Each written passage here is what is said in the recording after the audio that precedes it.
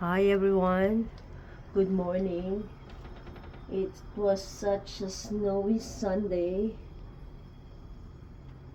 and it is freezing cold.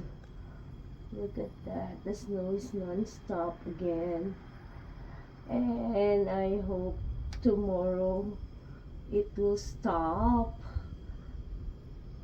and it's not hard to go to work or school. So for now, this is the weather here in Toronto. So keep warm and stay home. If you're nothing to do outside, better just chill inside your house. Thank you so much for watching. I'll see you next time. Bye for now.